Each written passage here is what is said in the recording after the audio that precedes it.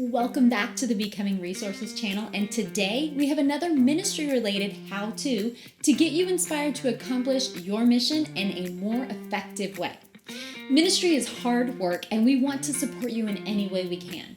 Understanding some basic ministry how-tos, tips, and tricks can really help you and your team maximize your potential and do all that God has called you to do in this time. Let's dive into today's topic, editing written content. This probably doesn't sound that very exciting or glamorous of a topic to talk about, but it's incredibly important. How often have you found a spelling mistake and felt the need to point it out to someone while you're in church? We all do it, and with that one mistake, your confidence in the writer and the material slightly decreases, doesn't it? I mean, you don't want to find mistakes on something that you're reading that's in print. So why the mistakes so often in emails, printed flyers, slides, and other content we produce as churches? I often hear people say, oh, I can't edit things, or spelling and grammar, they just aren't my thing. These are excuses, especially in a world where communication is paramount and saying things concisely and accurately can make or break your first impression. You are representing something so much larger than yourself or your work at a church. So take the time to double check what you wrote. The people reading it will truly thank you because they're checking. So let's say you're someone who isn't inherently good at catching mistakes or understanding where to put a comma. I admit, commas are my nemesis. However, I have some strategies to share that will help you quickly improve your skill as a writer, editor, or creator at your church. So let's jump into a couple of those things, because I was a creative arts pastor for 5 years, and then I was an executive pastor for 2 years after that. And at each turn, I was approving content, proofs, emails, communications, videos, graphics, slides, and more.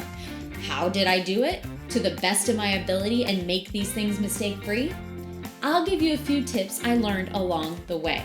Yes, I love grammar, but that doesn't matter. Here's the first thing that you need.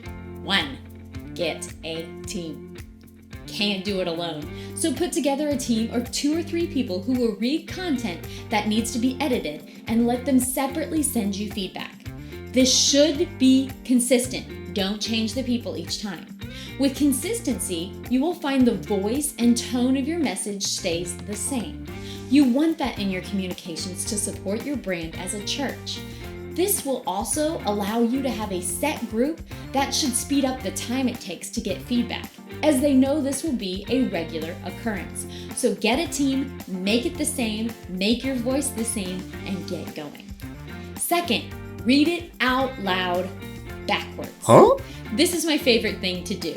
This can be time consuming, but when you start at the end of a sentence and read each individual word backwards, your brain will actually be reading words, not anticipating sentences. You will catch many simple errors with this method. Saying it out loud also helps your brain to slow down and process the letters you are reading, because you can't read faster in your brain than what you're hearing. It slows you down. So read it out loud forward now. That's the third step. Now that you've gone backwards, make sure it makes sense going forward. Read it out loud to actually hear what you're saying. Make sure to pause at punctuation and notice when you want to pause, but find nothing there. You might be missing a comma if that's the case. And that's it. You can always go back and review once more, but these 3 simple steps will drastically improve your writing and editing skills. At a church, we often wear many hats and have a lot of content flying our way each day. What a blessing to have someone who will look at their work and make sure it's the best it can be. As you and your team begin to work on this, you will see it paying off not only in fewer mistakes and better communication for your receivers, but also in time. You will save a lot of time with edits, rewrites, reprints, and more, and that also equals money saved. So, remember, get a team. Read it out loud backwards. Read it out loud forwards. Oh, and one more thing. Read your emails out loud before you hit send. You don't need a full-blown editing process, and double-checking a simple email speaks volumes to the reader, and they'll notice a mistake, so just do it. Read your emails. Now it's time to implement this. Let me know in the comments how this helps you and any other tips or tricks that you might have for editing that could be helpful for the community as a whole. Because that's what we're here for, to help and encourage each other. Thank you for joining us for this ministry how-to moment. We hope it was informative, helpful, and encouraging for you. Hard work shouldn't scare you away from the person and ministry you were called to become. Invest in your ministry. Invest in yourself, and you will see growth and change. Invest in your people, and they will experience the power of God like never before. For more church how-tos and other encouraging content, make sure you subscribe and hit that notification bell so you don't miss any life-changing videos. Keep going. We are here for you. We believe in you, and we truly want to see you become all you were created to be.